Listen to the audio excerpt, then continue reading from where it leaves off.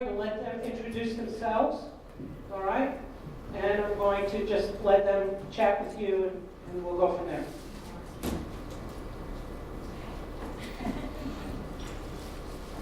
Hi, I'm Darcy Ladwig. I am with the Arcus Spokane. I work in advocacy and family support for a program called the Spokane County Parent Coalition.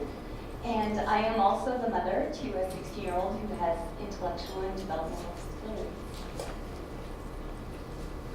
I'm Daniela Clark, and I'm a volunteer from Pullman. I had a terrible accident, broke my face, all the bones in my face, and forcible fractures and 13 surgeries. And that's why I came into the community, and I've been doing a lot of legislative advocacy for myself and others that I care about. And I lost due to depression or suicide because of TBI. Thank you both. Just to begin, I'm Dennis Flanagan, just like I was a few moments ago.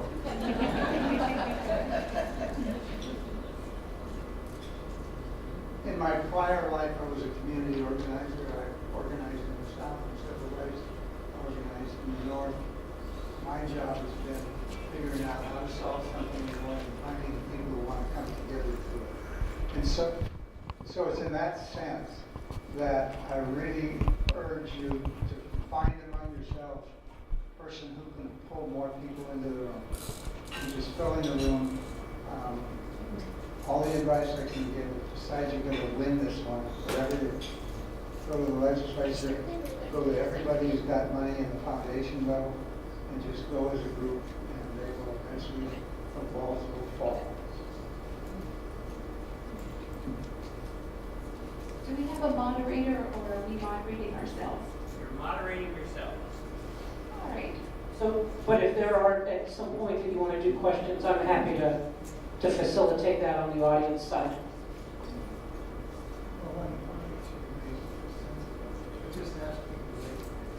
Okay, so we'll just take questions from the audience, or Gloria, do you want to field the questions? Actually, if you have a question, you can stand up or raise your hand, whichever's more convenient, and either John or I will run over to you. Okay? So he's going to cover that side of the room, I'm going to cover this side of the room.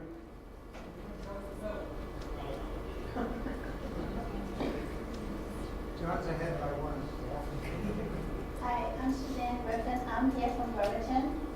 And I wanted to say thank you for all you are doing. And the late Bob Oak, Senator Bob Oak, helped me in bringing a resolution proclamation up at the Senate and the House. And Jan Angel.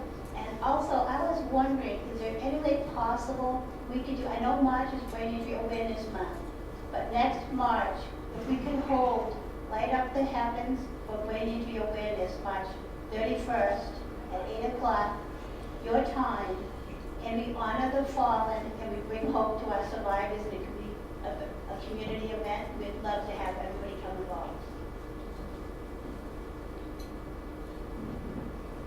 I think people can join in on that. And if somebody calls me, I'll be a former legislator if he. Any other questions? Question will help you get out of here faster. So Dennis, you had the idea of a bill that is $2 of every speeding ticket that then provided funding for a firm that didn't have any funding. Yes. And then actually that supports this conference as well as the support groups.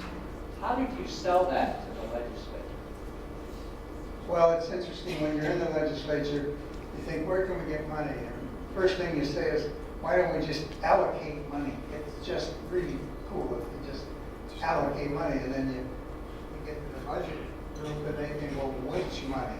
And so everybody wanted the money they already had, and nobody was saying, let's give them the brain injury.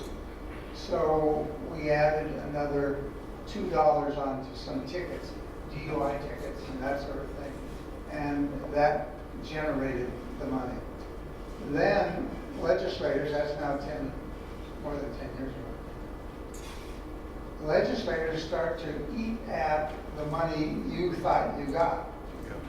So the $2, somebody says, if we just got a nickel of the $2, we could do license plate recolorization, or we could do something valuable, whatever it is.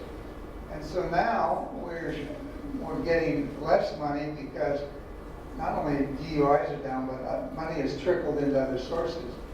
And so, as you probably know, in the legislature right now, in the two committees, Senate and the House, are basically agreeing that we need to pass it at $5, and that $5 will be divined in a way that supposedly comes to this organization. And 5 is twice as much plus 2, and that's really the opportunity. And even as you leave here, call down and either say thank you for just passed, or I support it, and get anybody you know to call their legislator and do the same thing. And for me, I was really nervous talking to the legislature. And 2 years ago, I was put on the Governor's Council for TBI. That was the first time I'd ever had any interest in anything political. And I only did that because there wasn't anything for TBI in Pullman. There was nothing. And there was very little in Spokane. And I knew hurting people. And so, anyhow, because I was on the Governor's Council, I thought, well, I probably should go talk to legislators if we want more money, which really intimidated me because people told me I needed to play golf with them in order for them to listen to me. I needed to have a bunch of money and donate to their campaign, or I needed a lobbyist. I don't have any of those things, but I have passion. Because we're a hurting population, we don't have enough help. And for 6 years, despite the most horrible facial injury you could have, I was never treated for brain injury because there's just a lack of awareness. And now, I spend most of my time sleeping. And I don't want other people to be hurting and all the families to take care of them. And so I just kept calling and saying, we need help, we don't have enough help. And I got over being scared. And I met Darcy, another passionate person who really cares about disability. I'll let you talk about it. I just, because I don't know the room, I'm wondering how many of you have ever spoke with your legislators and, great. And, what other question? I brought some tools, I didn't bring enough tools, but one's a really good, if you're going as a group, to talk to a legislator, a way to practice as a group.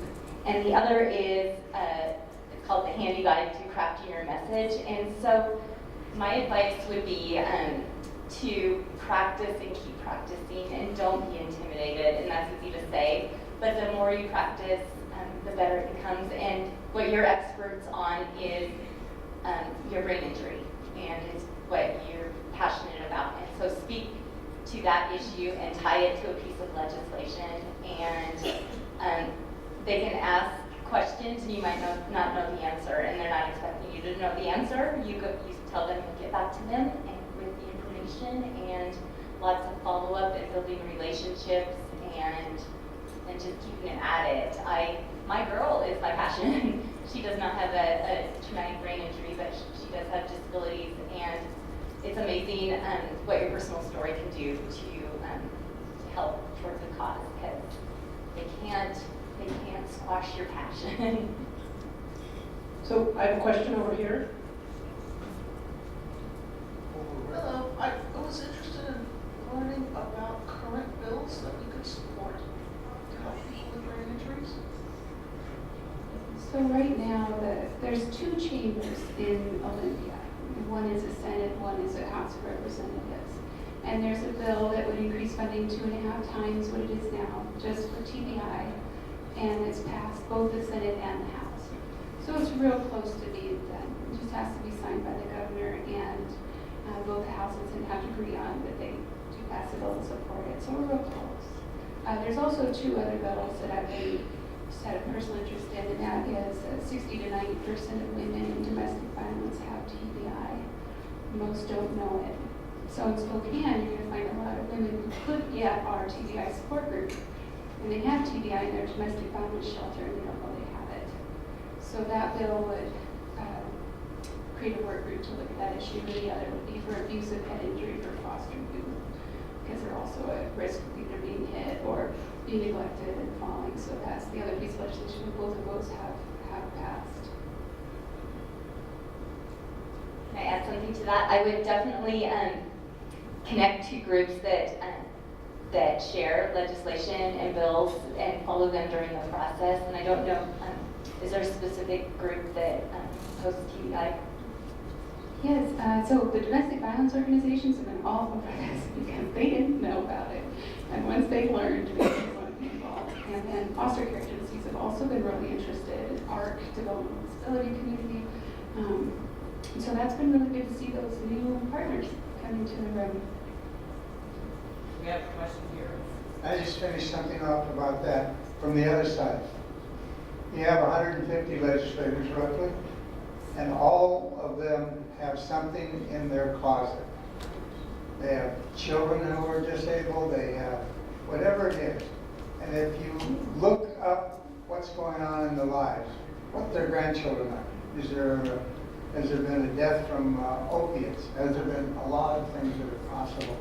You can find a way to reach somebody who appears not to be from your party politically, but has the issue.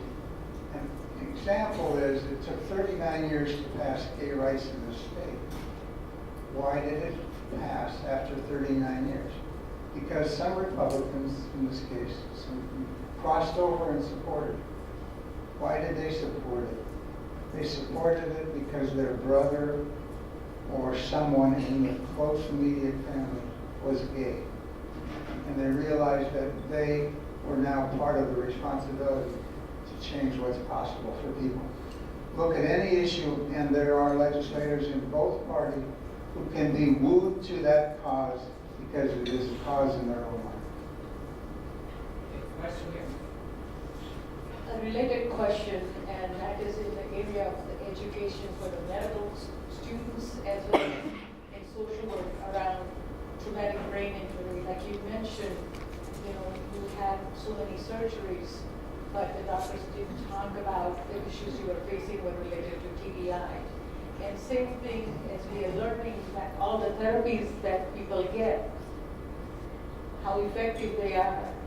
Do we have interventions as far as counseling, etc., for individuals with TBI to have effective outcomes so we can reduce the mental health issues and the sad outcomes, and how we can focus on that. That's the main piece, is talking to the people who are setting up the curricula for the medical students and raising the awareness of the universities to be responsive so we have the providers that can give the care we need.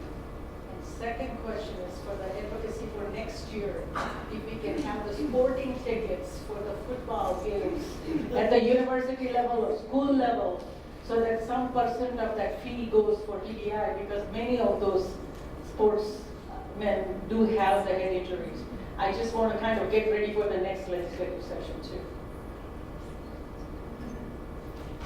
Good ideas.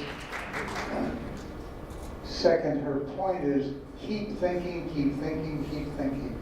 And when you have children, as many of you do, or family members, you know that no matter how many steps you've taken, both government and the private sector can take some more steps.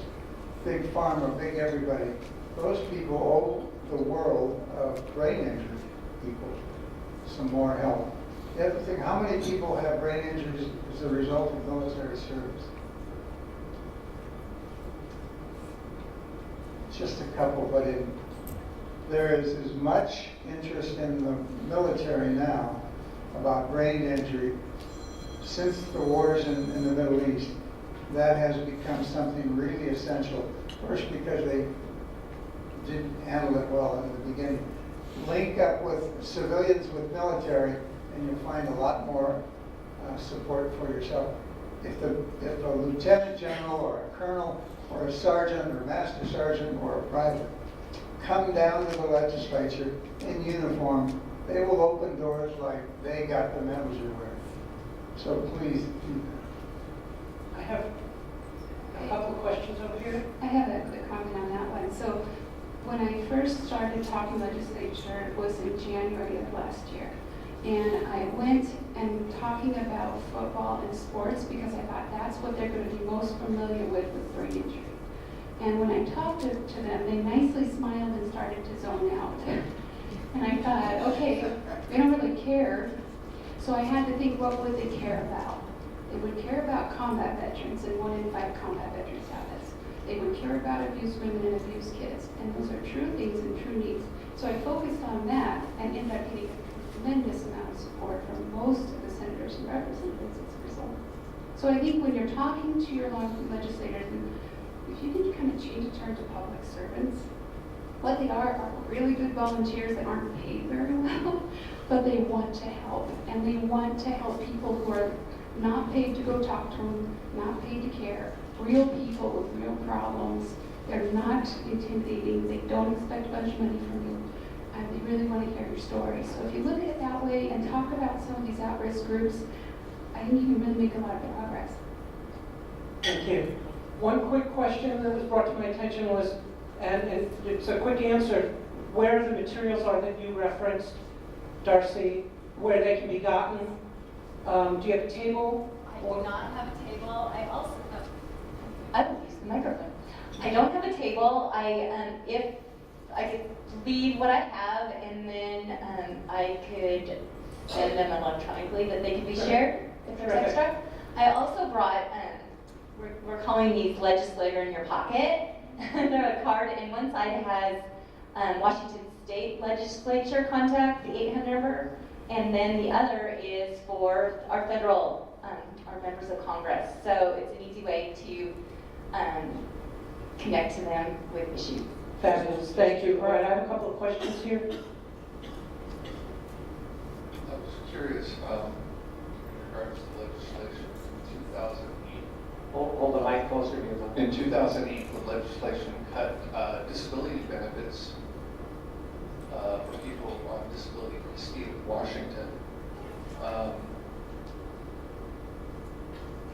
many of us have had it cut to the point where we live well below the poverty level. I can't even afford to pay my rent based upon what is given to me by the state of Washington. I have to rely upon my parents. Now, that's not fair to them. Is there any time frame when those disability benefits are going to be reinstated to before where they were cut in 2008? I think it's a political mess, and to say yes or no would be dangerous either way. But I'm leaning towards it's going to be a while.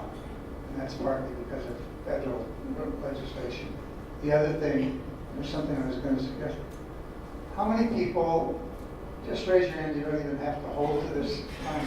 How many people would be willing to meet 3 times a year to discuss how you can reach the Washington State Legislature?